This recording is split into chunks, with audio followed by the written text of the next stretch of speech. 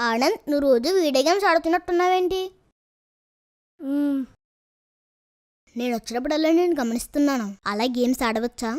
Video games ఆడితే ఎంతో enjoyment ఉంటుంది, నీకు తెలుసా? నీకు తెలియకే నీ వీడియో గేమ్స్ ఆడతలేదు. గేమ్స్ ఆడడం వల్ల నీకేమైనా ఉపయోగం ఉందా? వీడియో గేమ్స్ ఆడడం వలన నాలెడ్జ్ వస్తుందంటే తెలివితేటలు వస్తాయంట. వీడియో గేమ్స్ కనిపెట్టక ముందు ఎంతోమంది మేధావులు సైంటిస్టులు ఉన్నారు. వారికి జ్ఞానం ఎలా వచ్చిందంటావు? అంతెందుకు, వీడియో గేమ్స్ కనిపెట్టిన వారికి తెలివితేటలు ఎలా వచ్చాయంటావు? అవును కదా. సరే, నువ్వు ఎన్ని రోజులు వీడియో గేమ్స్ ఆడావు కదా, ఏం నాలెడ్జ్ వచ్చింది? ఏం తెలివితేటలు సంపాదించావు? ఆనంద్, హోంవర్క్స్ ఎందుకు రాలేదు? నువ్వు చెప్పు, ఎందుకు రాలేదు? అందరి పిల్లలు చక్కగా చదువుకుంటున్నారా? నీకేమైందిరా? ఫెయిల్ అయిపోయావు. ఏం కావాలంటే కొనిస్తున్నా, బోలెడంత ఫీజులు కడుతున్నాం. ఇలా చదివితే జీవితంలో ఎందుకు పనికిరావు. ఇంకా చదవడం మానేసి అస్తమాను ఆ ట్యాబ్ తోనే కూర్చుంటున్నావు. యెహోవా భయభక్తులు కలిగి ఉన్నట్టు జ్ఞానమునకు మూలమని బైబిల్ చెప్తుంది, కానీ వీడియో గేమ్స్ మూలమని చెప్పడం లేదు. ఉపయోగం లేని ఆ వీడియో గేమ్స్ ఆడటం వలన నీ టైం వేస్ట్ అవుతుంది. నువ్వు దేవునికి ప్రార్థన చేయాల్సిన సమయం కూడా వేస్ట్ అవుతుంది.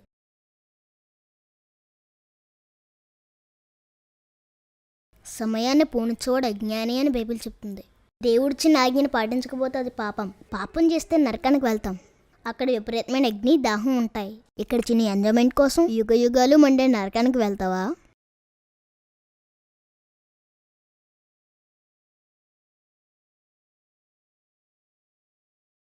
మానేస్తావా? సరేరా, మళ్ళీ కలుద్దాం.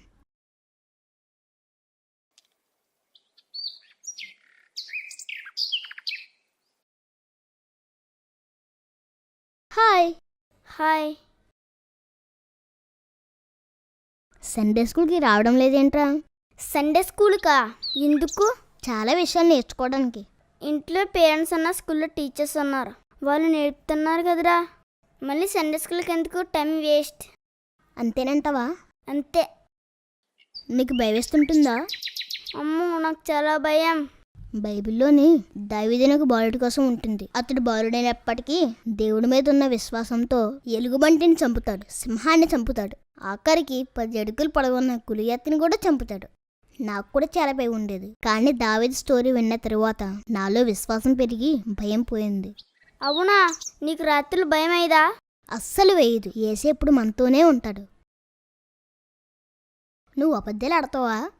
అన్ను. నిజం చెప్పరా? ఆడతాను. అబద్ధమాడు పేదలు దేవునికి అసహ్యమైన బైబిల్లో ఉందిరా. అబద్ధమాడుట పాపం, పాపానికి జీతం నరకం. అమ్మో, నేను నరకని పోతానేమో. నువ్వు మీ మమ్మీ డాడీ మాట వింటావా? నాకు నచ్చింది చెప్తే వింటాను, నాకు నచ్చలేని చెప్తే విన్నాను. మన పేరెంట్స్ మనకు మంచిగా చెప్తారా, అది మనకు నచ్చినా నచ్చకపోయినా వాళ్ళ మాట వినాలి. నచ్చకపోయినా వినాలా? నేను విన్నా. నీ తండ్రి ఆజ్ఞ గైకొనుము, నీ తల్లి బోధ త్రోసివేయకము అని దేవుడు చెప్పాడు. అవునా? పేరెంట్స్ మాట విననివాని కళ్ళు లోయకాకులు పీకితే అని కూడా రాయబడిందిరా. బాబోయ్. నువ్వు స్కూల్లో ఫ్రెండ్స్ మీద కోపడడం, కొట్టడం, తిట్టడం ఇలాంటివి ఏమన్నా చేస్తావా? మా సెక్షన్లో మహేష్ గడు ఉన్నాడురా, వాడు ఎప్పుడు నన్ను ఏడిపిస్తూ ఉంటాడురా. వాడినైతే తిడితేనే కొడతాను, వాడంటేనే నాకు కోపం వచ్చేస్తుంది, చెత్తగడు. రే, కోపడవాడు మూర్ఖుడిని, తిట్టువాడు దోషకుడని, కొట్టువాడు దుష్టుడని దేవుడు చెప్పాడు. శత్రువుని క్షమించాలరా, కోపడకూడదు.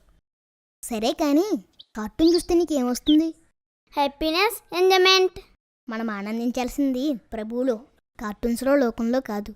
కార్టూన్స్ చూస్తూ ఉండే టైం వేస్ట్ చేసుకుంటున్నావు. నీ చదువుని పాడు చేసుకుంటున్నావు. ప్రార్థనకు దూరం అయ్యావు, బైబిల్కి దూరం అయ్యావు. అందులో చూపించే అబద్ధాలు నమ్ముతున్నావు. దాన్ని చూడడం కోసం అమ్మా నాన్నల మాట ఎదిరిస్తున్నావు.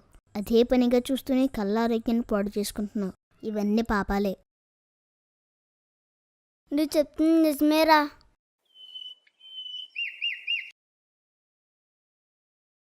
ఒరే, ఇవన్నీ నీకలు తెలిసినీరా? సండే స్కూల్లో చెప్పారు. సండే స్కూల్ వలన ఏంటి ఉపయోగం అని అడుగు కదరా. ఇవన్నీ అక్కడే చెప్పారు.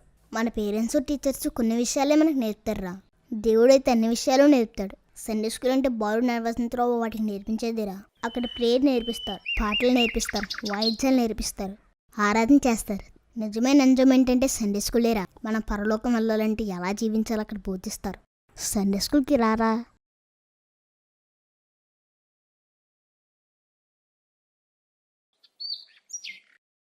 వస్తానురా. తల్లిదండ్రులారా, మీ పిల్లలను ప్రభువు యొక్క శిక్షణలోనూ బోధలోనూ పెంచుడి అని ఎఫెసీ పత్రిక 6:4 చెప్తుంది. కానీ చాలామంది క్రైస్తవ తల్లిదండ్రులు ఈ ఆజ్ఞను పాటించడం లేదు. చిన్నప్పుడు కార్టూన్ చూడడానికి అనుమతినివ్వడం వలన ఎదిగిన తరువాత వారు సినిమాలు చూస్తున్నారు. చిన్నప్పుడు వీడియో గేమ్స్కి అనుమతినివ్వడం వలన ఎదిగే కొద్దీ వాటికి బానిసలు అవ్వడం లేక ఇతర ఆటలకు అలవాటుపడి ప్లేగ్రౌండ్స్లోనే తమ సమయం అంతా గడుపుతున్నారు. చిన్నప్పుడు వారికి ప్రార్థన, వాక్య ధ్యానం నేర్పించకపోవడం వలన ఎదిగిన తరువాత వారు రకరకాల పాపాల్లోనూ అవిశ్వాసంలోనూ పడిపోతున్నారు. దయచేసి ఆలోచించండి. ఇకనైనా మీ పిల్లల్ని వాక్యానుసారంగా పెంచండి. మీరు మీ పిల్లలకిచ్చే గొప్ప ఆస్తి క్రీస్తు మార్గమే. అది వారికి నిత్య జీవాన్ని ఇస్తుంది. పిల్లలారా, నా తోటి సోదరులారా, దేవుడు మనం ఎలా జీవించాలని చెప్తున్నాడో తెలుసుకుని ఆ మాటలకి లోబడి జీవిద్దాం. ఈ ప్రపంచానికి తరువాత తరం మనమే. మనం దేవుని చేతుల్లో పెరిగితే మన ద్వారా దేవుడు ఈ సమాజానికి పాఠాలు నేర్పిస్తాడు. ప్రభు వద్దకు వారిని నడిపిస్తాడు. వందనాలు.